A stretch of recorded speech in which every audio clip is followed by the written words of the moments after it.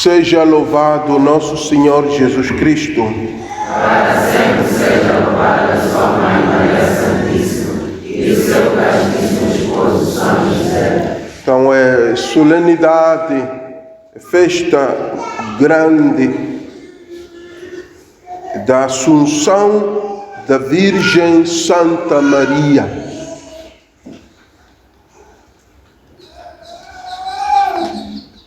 Esta festa não foi registrada na Bíblia, não se encontra na Bíblia o fato de Maria ter sido levada ao céu em corpo e alma. Tem razão os irmãos protestantes que dizem que de fato não está na Bíblia. E é assim mesmo, não está na Bíblia. E porque a Igreja Católica não se baseia apenas na Bíblia. Então é por decisão de igreja. É a igreja que decidiu que nós, Igreja Católica, não vamos manter apenas o que está na Bíblia. Vamos manter também a tradição. A tradição são aquelas celebrações, aqueles elementos da fé que, embora não estejam contidas na Bíblia, foram preservadas ao longo dos séculos pela Igreja cristã e ajudam, alimentam a fé. Então é opção de igreja, não é um erro. Não é um erro rezar o terço, porque não está na Bíblia, não vamos rezar o terço. Não é um erro, é uma escolha que a Igreja Católica fez. Se as outras igrejas católicas, se as outras igrejas escolheram só o que está na Bíblia, é uma escolha deles, são livres de fazer essa escolha, embora seja até duvidosa essa escolha, porque duvido que tudo o que fazem esteja na Bíblia. É impossível, é impossível. Então, a Bíblia é um livro que guia a nossa fé. Mas há outras coisas que se transmitem. É como na nossa família. Nós podemos estar numa família, nem tudo o que vivemos na família está escrita. Podemos ter na família um jovem que queira escrever a história da família, escreve a história dos avós, mas não está tudo naquele livro que aquele jovem publicou. Não.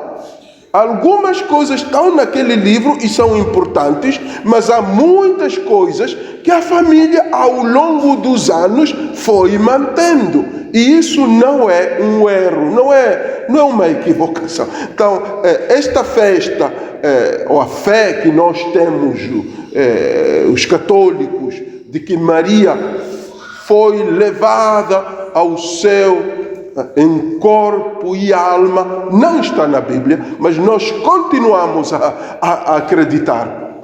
simplesmente pelo fato de que os nossos antecessores, os nossos antepassados também já acreditavam. Não é uma coisa inventada agora, já vem dos primeiros séculos da igreja. Então, cuidado, irmãos, sobretudo irmãos católicos, quando se deparam com esta crítica: isto não está na Bíblia, o terço não está na Bíblia, a missa não está na Bíblia, Maria subiu ao céu, não está na Bíblia, Maria que não teve muitos filhos, não está na Bíblia. Mas não se preocupem, é uma decisão de igreja. Isso faz-nos igreja católica.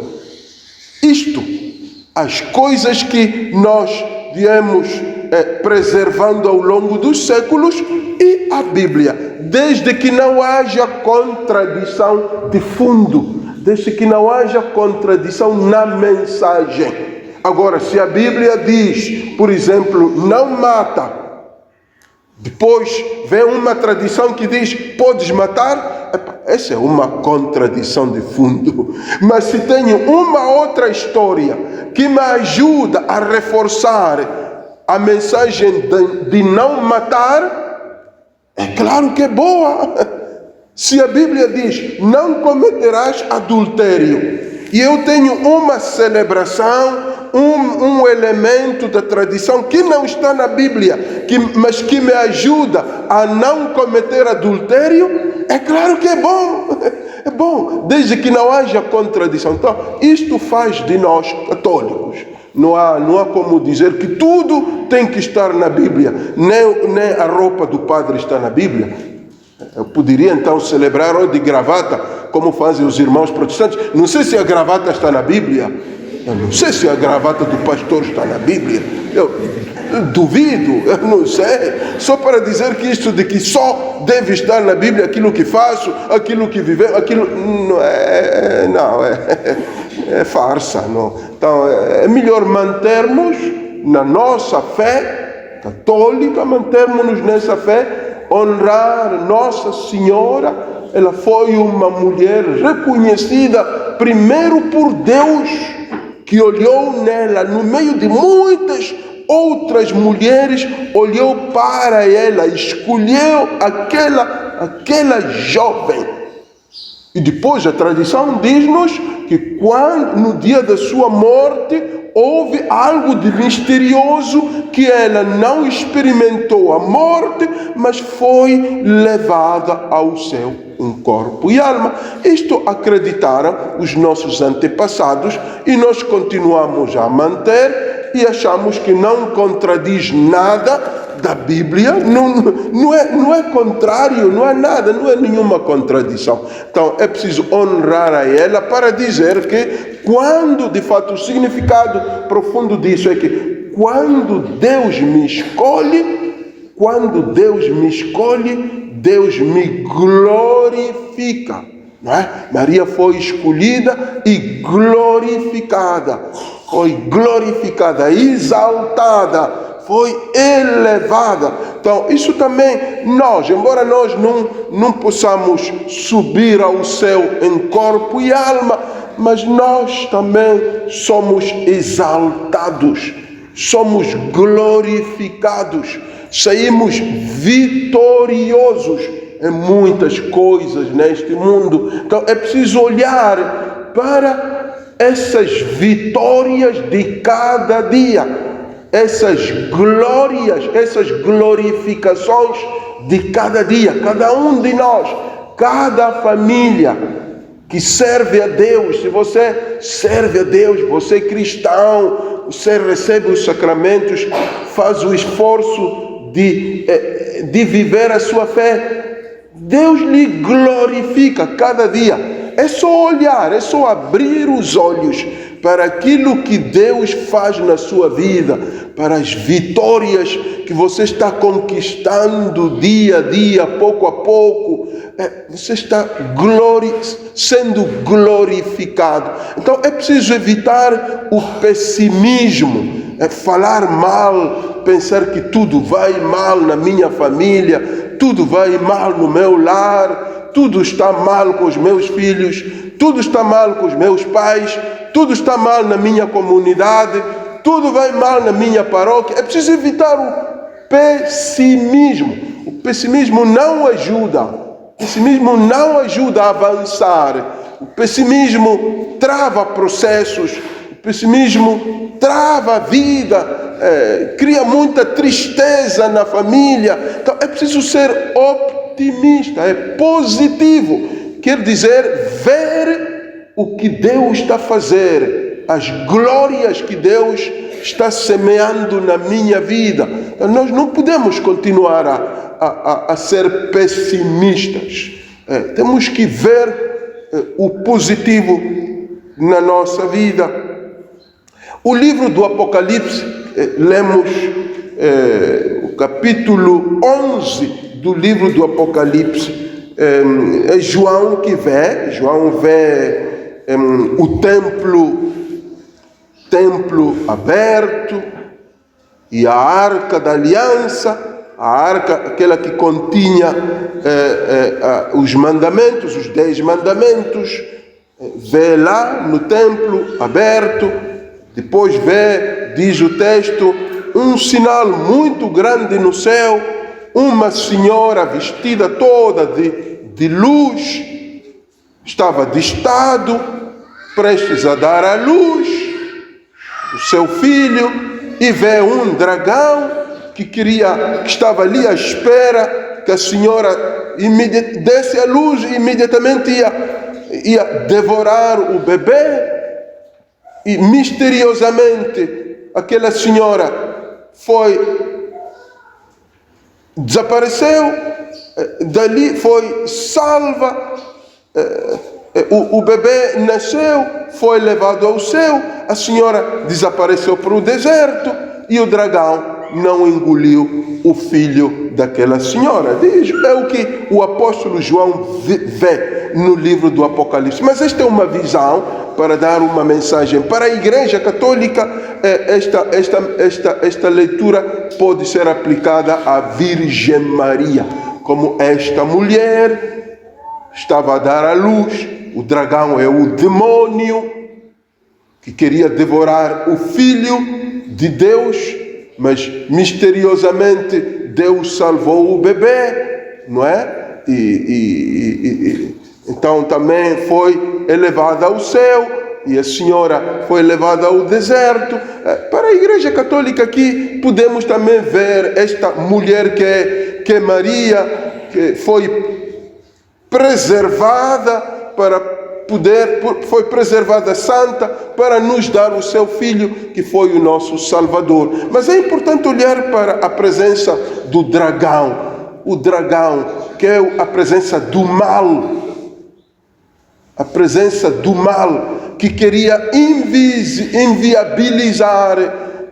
inviabilizar o plano de Deus. Então, o dragão queria comer o filho que era o escolhido de Deus, para que os planos de Deus não se realizassem.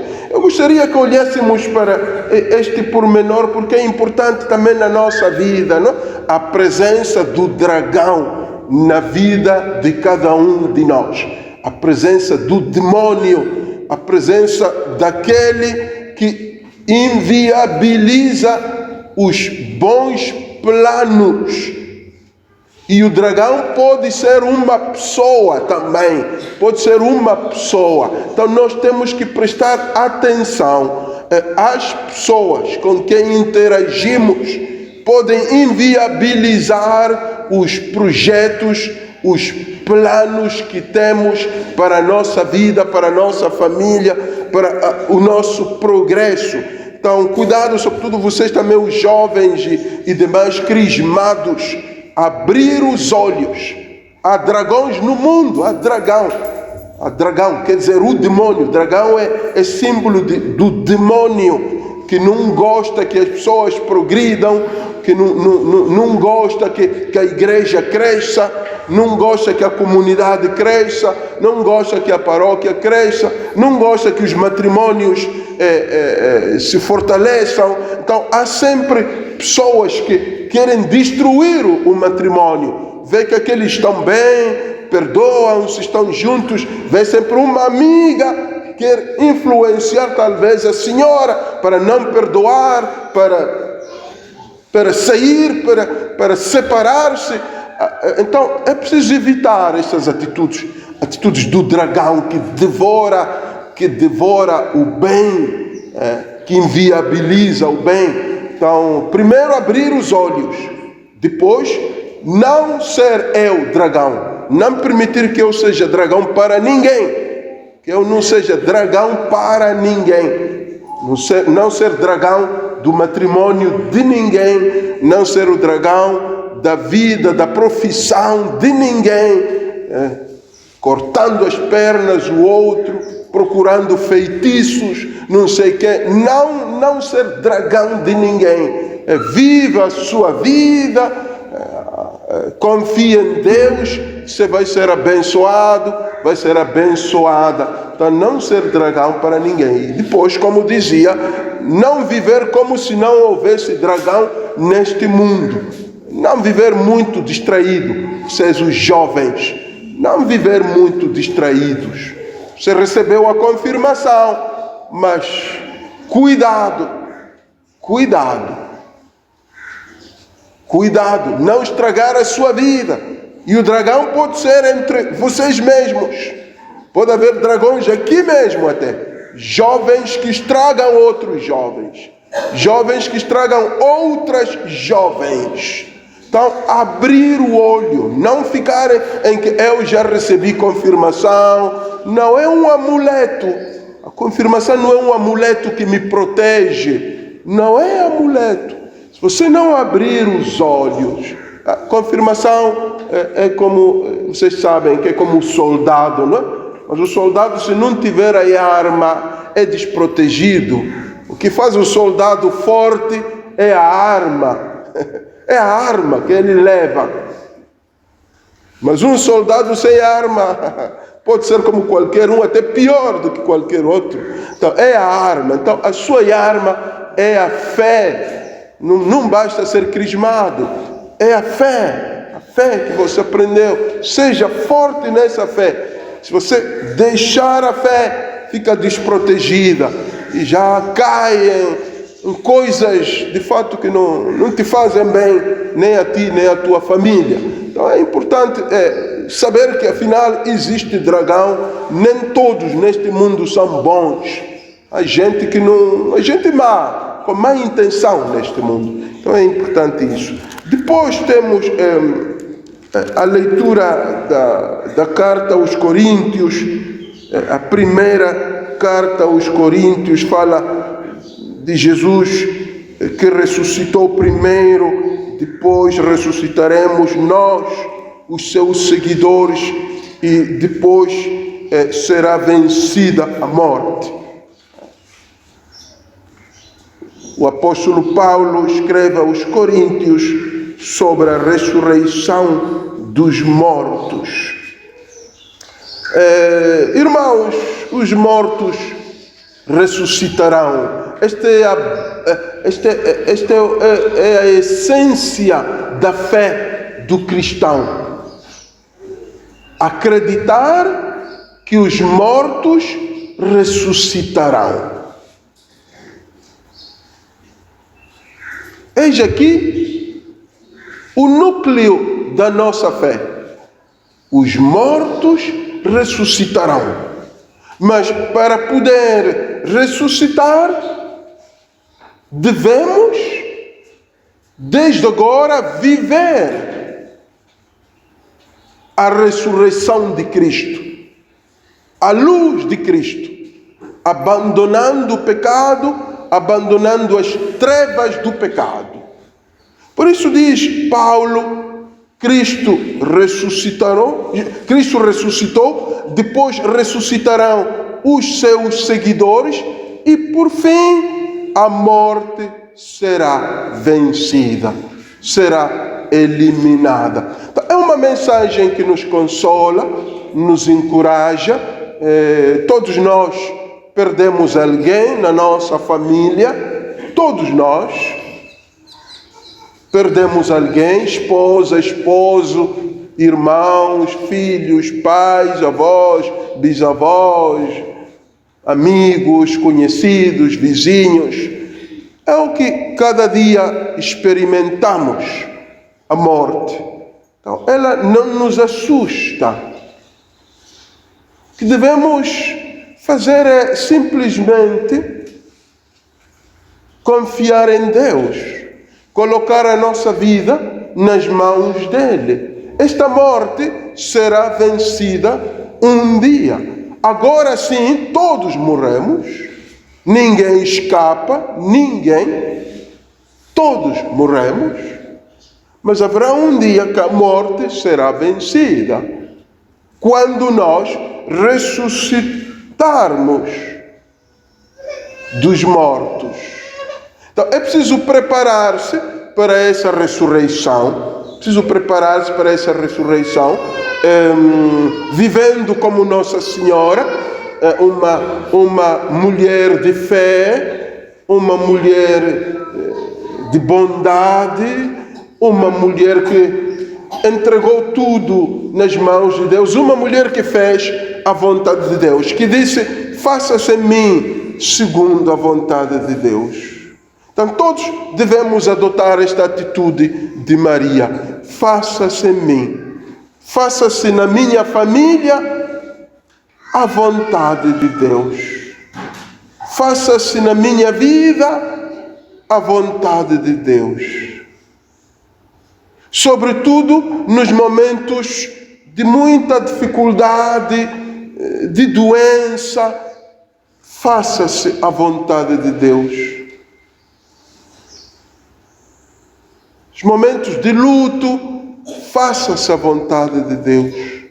Então, temos que ser homens e mulheres de Deus. Quer dizer que capazes de entregar tudo a Deus. Capazes de entregar tudo nas mãos de Deus. Assim fez Maria, a mãe de Jesus. Faça-se em mim a vontade de Deus. Ela não entendia tudo o que acontecia na sua vida, nem tudo estava claro, nem tudo era claro, mas ela colocava tudo nas mãos de Deus. Não desesperava,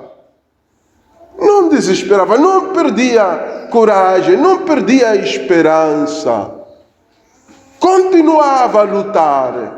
Então é isso que precisamos, irmãos, também hoje, não? Porque há muita tendência de perder a esperança nas famílias, porque há dificuldades financeiras, porque há dificuldades, não há boa saúde, não há, os projetos não se realizam, os planos não se cumprem.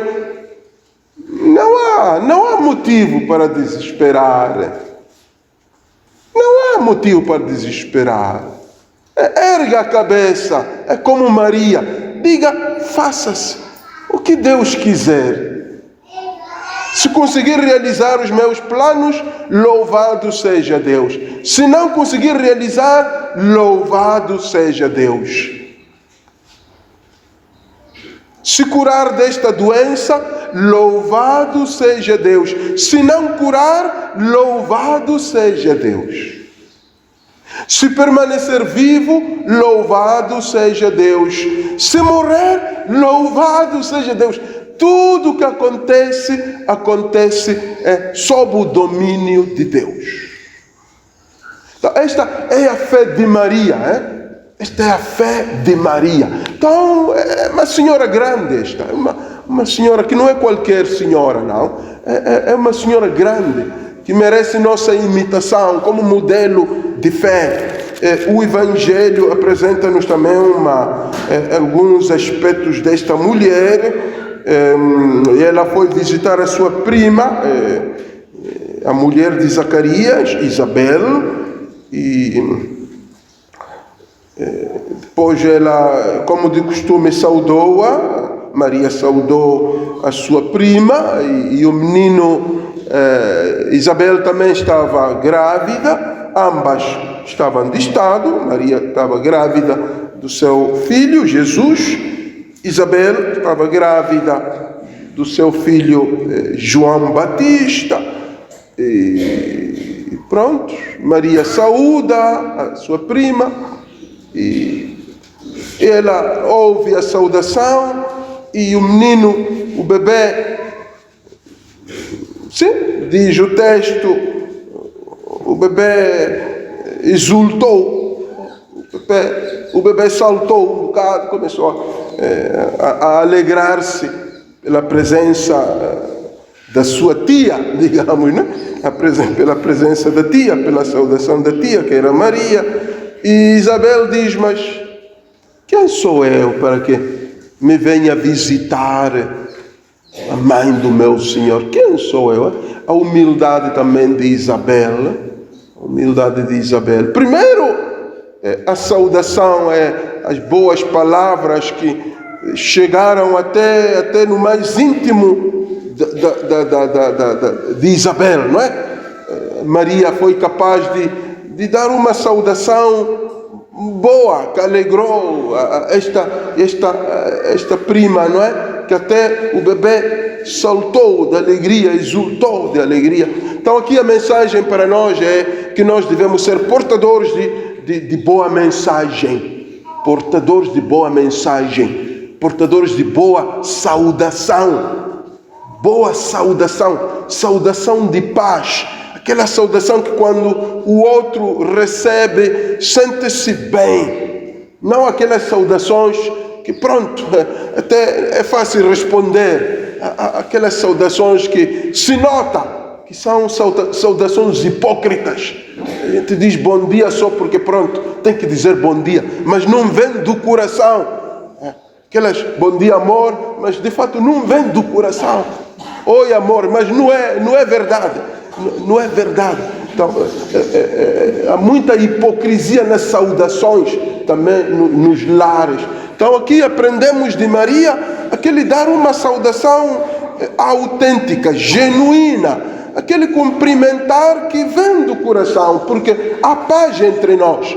Não cumprimento porque pronto, convivemos, estamos juntos, dormimos sob o mesmo teto. Não, eu cumprimento bom dia porque estou a desejar um bom dia mesmo. Boa tarde, estou a desejar uma boa tarde.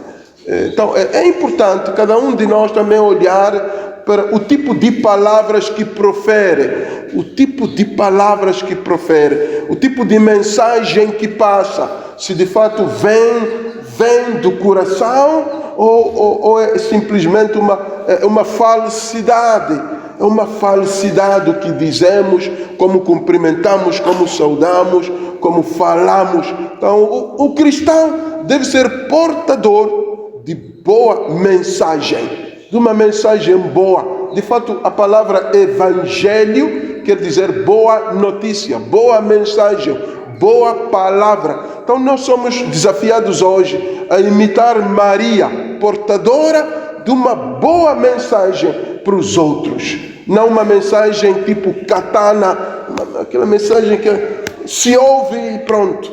Uma mensagem, vou preparar hoje, passa toda a noite a preparar palavras que vão cortar o outro, vão cortar a outra. Você não ganha nada cortando o seu esposo, você não ganha nada. Em vez de gastar tempo a preparar katanas para o esposo, prepare mel, prepare rebuçado, para quando o esposo voltar à noite, em vez de katanar o esposo, dá-lhe um rebuçadinho. Então você será abençoada como esposa, será abençoado. E você, esposo, em vez de passar o dia no serviço a preparar uma boa katanada para sua mulher, quando voltar para casa, não perca o tempo. Não perca o tempo, não desperdicie o tempo a preparar katanadas e facadas. Vou esfaquear aquela senhora para saber quem sou eu. Aquela senhora, mas você jurou com ela no altar. Você jurou. Essa que você trata agora, aquela senhora. Naquele dia não dizia aquela senhora, dizia outra coisa. Então, a questão de boas palavras é muito importante também na nossa vida. E é uma mensagem muito importante desta festa de Nossa Senhora, portadora de boa mensagem para o outro. portadora de boa mensagem, uma mensagem que dá paz, uma mensagem que alimenta, uma mensagem que alimenta, não bate aqui, vou bater, até quando tanta agressividade, não é? Tanta vingança, tanto vingar-se, me insultou, eu também insulto, fez isto, eu também faço, não fica bem, não é uma atitude de cristão. E depois Maria termina esta leitura colocando aqui o canto de Maria, não é? Depois daquele diálogo com Isabel, Maria canta, louva a Deus, não é? A minha alma glorifica o Senhor, o meu espírito. Então, esta capacidade de cantar a Deus, louvar a Deus pelo que eu sou. De fato, este canto aqui de Maria era porque ela reconheceu o que Deus fazia na sua vida, o que Deus tinha feito na sua vida. Ela viu, então, fez um canto.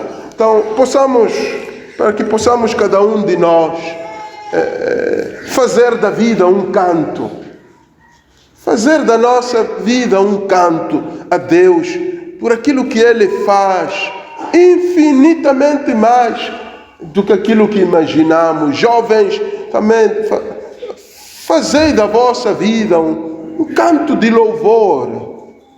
Fazei da vossa vida um canto de louvor. E não passeis sempre a reclamar do que não vos dão, porque não me dão isto, porque pedi ao papai isto e não me deu, pedi à mamãe aquilo e não me deu. Passa a reclamar, a falar mal da mãe com as amigas. Faz da vida um canto, não passa a vida a falar mal da tua mãe.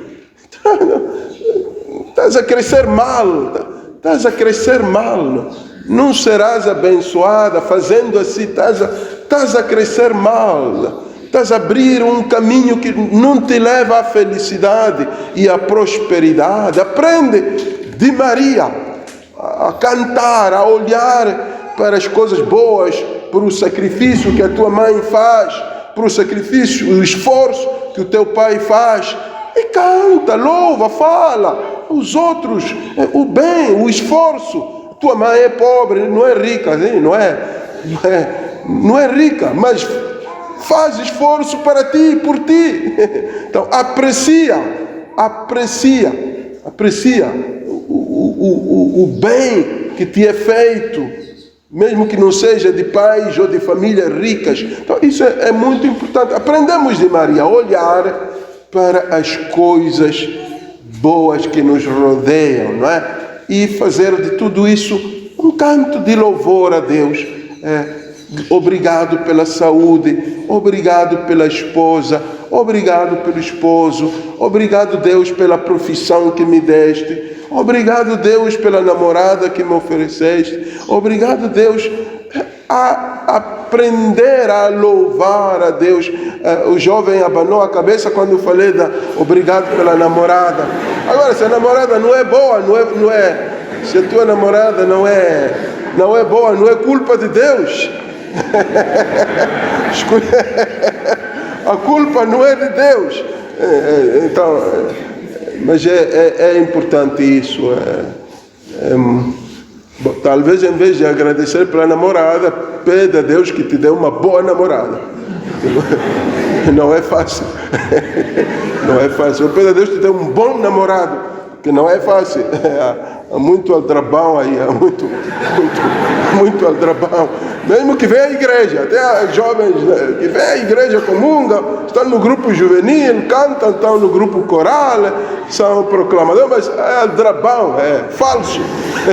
Então, não é porque está na igreja é bom namorado, não, cuidado, vai devagar.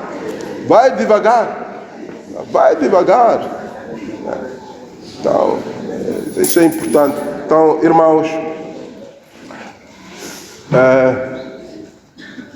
gostaria de tomar também esta oportunidade para felicitar a comunidade. Depois, talvez, no fim, vou dizer alguma outra palavrinha por aí, pela obra esta obra da casa de Deus. Então, vamos também pedir a Deus que vos, através da intercessão de Maria, vos anime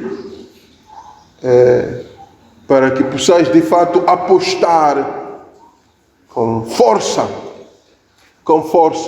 nesta obra que não é obra de mãos humanas, esta é obra de mãos divinas. Embora os que estão a trabalhar aqui sejam homens, pessoas visíveis, e os recursos que estão a ser usados sejam recursos materiais, mas o objetivo principal, esta é uma obra divina. Depois é dizer mais alguma coisa no fim da Eucaristia sobre isso, mas vamos continuar a oferecer a Deus para que de fato esta obra possa concluir-se e o reino de Deus continuar a crescer nesta comunidade e fora desta comunidade. Seja louvado nosso Senhor Jesus Cristo. Para sempre seja louvado.